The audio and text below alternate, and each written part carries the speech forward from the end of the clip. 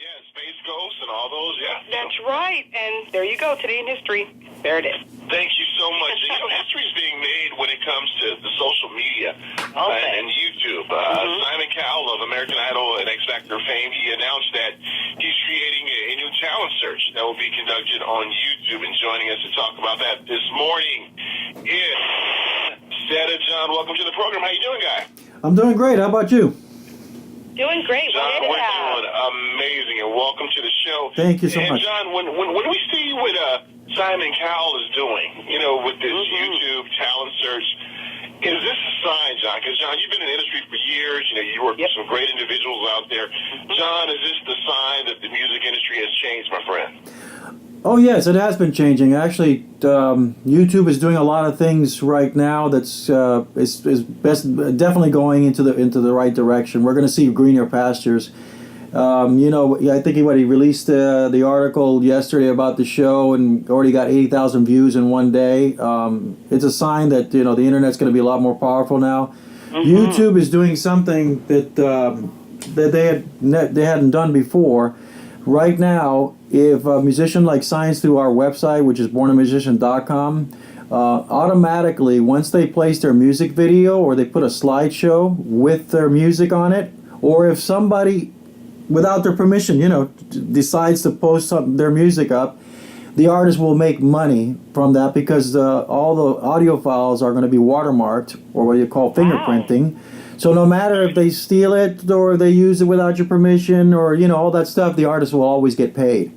And because they run it through our service, they get 60% more in America and 40% more in Europe than they would usually get normally through YouTube. So they're going to get the same rates that the three major labels get, which is Warner, Universal, and Sony. Whoa. So there's definitely a change, and I'm really happy about that because I'm a big advocate of musicians making money. Obviously, I'm a musician myself, and things were difficult for a time right there. So it's really positive. Intellectual property. I mean, it belongs. It's a part.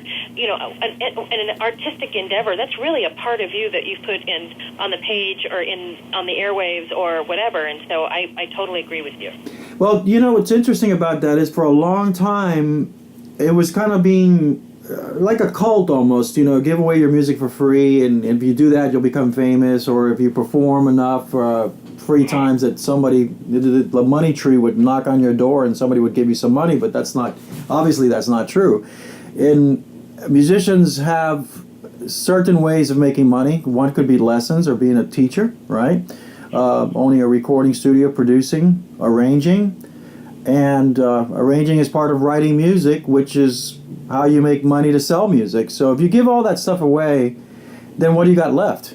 You have to have something. You have to have something where you of value. And I think it's what's really interesting is that, and this is just a personal opinion. I hope nobody out there takes it the wrong way. But America used to be like the top in the world with artists. And of course it's changed because everything is more tight, but I think a lot of it is due to a lot of the artists giving away their art for free and not valuing that part, because if you're not making any money, you can't make positive moves or positive steps like to invest in your career. Right. And John, I really like this forum that you guys have, and I'll tell you why. Because it seems like the artist has more creative control. Because, I've been in the industry off and on for the past 20-plus years, and I remember being on the side of production, and we would work with certain artists and how sometimes we would mold a certain artist to certain things that, that we thought that they would do. And I like this form because it seems like the artist has all the creativity because, it's their craft. And sometimes, I believe that sometimes we didn't know best. I believe that the artist knew the right direction and which way to go, and I think sometimes we steered ones in the wrong direction. And I think with a forum like this, when artists upload certain things, they really put their all into it. Because, John, you probably had this too before, working with an artist or something, and you change them so much, it seems that they lost their passion. Actually, I've always been one to steer away from that. I try to capture the spontaneity, but everybody's different. You're right. You're absolutely right about what you're saying, because sometimes you can produce somebody, and if you're not careful, you could kill their vibe, and that's not what you're supposed to do. I believe I totally agree with you that now, because we have better forms of communication and better means of recording, and a lot cheaper too, because equipment was amazingly high before. A 24-track machine, 2-inch machine was what, $100,000, So now you can. Yeah, you remember that? You remember that, John? I do remember that. I'm 54, So not meaning to say my age, but that's how old I am. But at the same time, it gives I think there's two things that happen. Sometimes the fact that you can edit and go back and be so picky about releasing something sometimes is good and sometimes can be bad, because I always tell the young artists when they come to the studio, I said, sooner or later you got to let the baby be born. Let it go, there's so much Pro Tools you could do, editing, and so much of this, but at one point the song has to come out.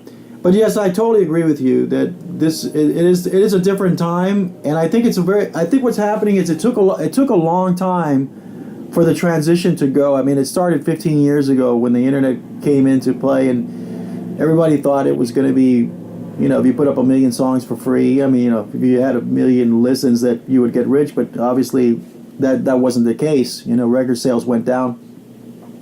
But now with this but right now with YouTube doing this, they've actually made a great leap forward. One of our mission statements on our website is that we believe in enhancing a musical economy, and that is to create different means and different avenues for artists to make income, whether it's through licensing, whether it's selling their music, or performing and making money doing that.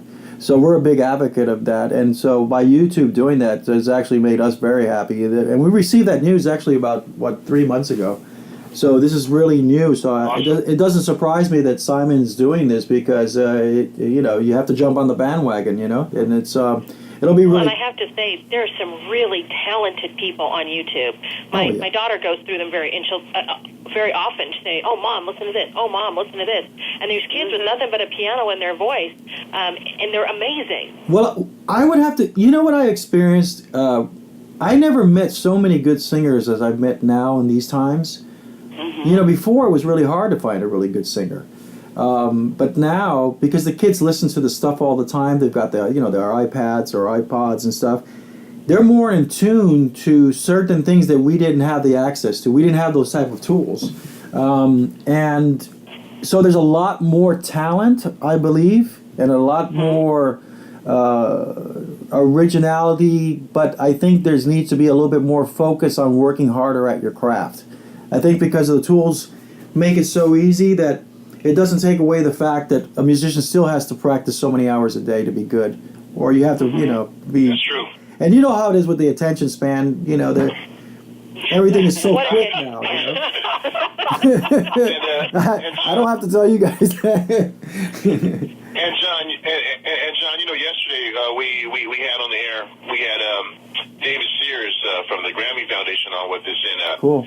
David was talking about how kids are kids who are musically inclined.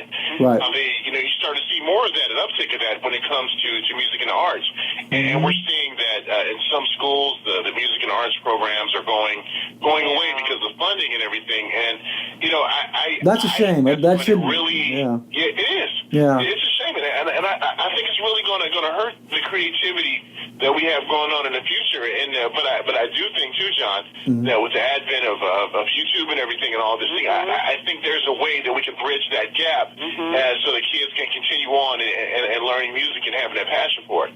Well, because one thing is amazing about YouTube, and as a recording studio owner that I am, a lot of times you run into some computer problem or you have a glitch, and the first thing I do is pop up YouTube and say, okay, how do I fix this? Yeah, and it pops, and you find it immediately. You couldn't find that before.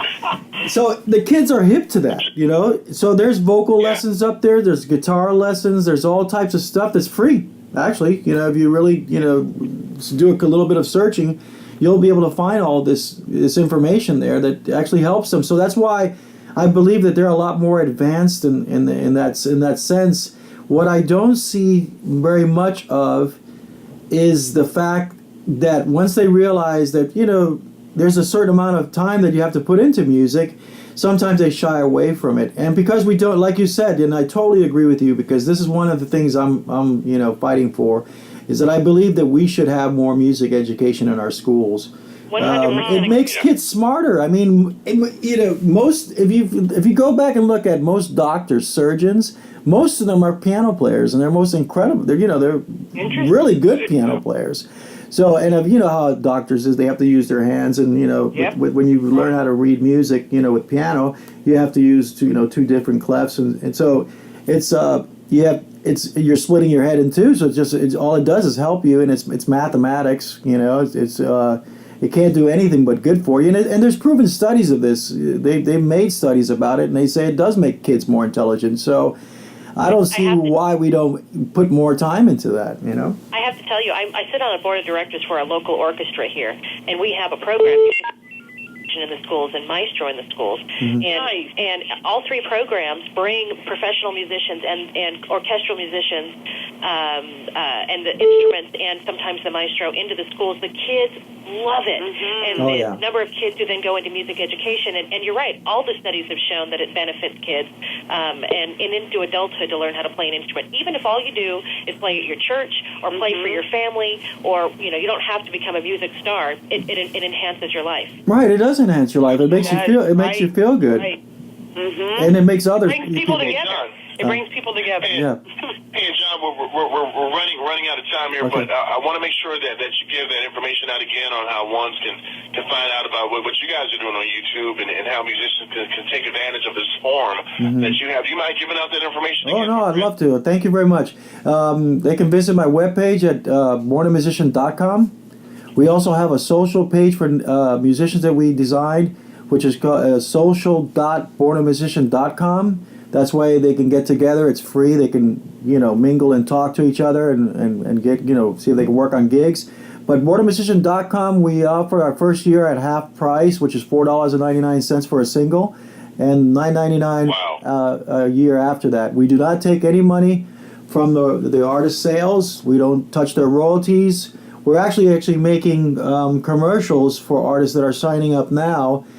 That actually, they were putting it on YouTube, which this is a really cool thing. We put together a slideshow. It says so-and-so artist now on iTunes. It has at least about a minute long. It has their music in the background, and it has our logos on it, of course, so we can advertise our page and stuff. But they make money from the views. We don't. That is beautiful. Thank you so much for doing that. Seriously, this is amazing. And John, I'm going to tell you something. I don't know if you've seen my rendition of the Titanic song, My Heart Will Go On, on YouTube. I don't know if you've seen that. But I'm going to have our producers send that to you so you can check it out. And not only that, John, if you ever need some 3 great talented voiceovers for your commercials, just look all of us up, okay? Don't.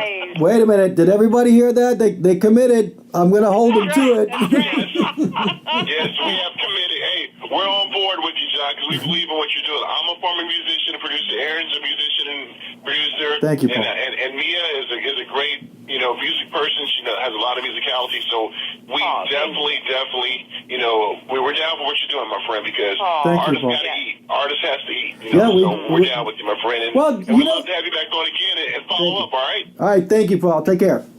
Thank you. All right, take care. All right. Bye-bye.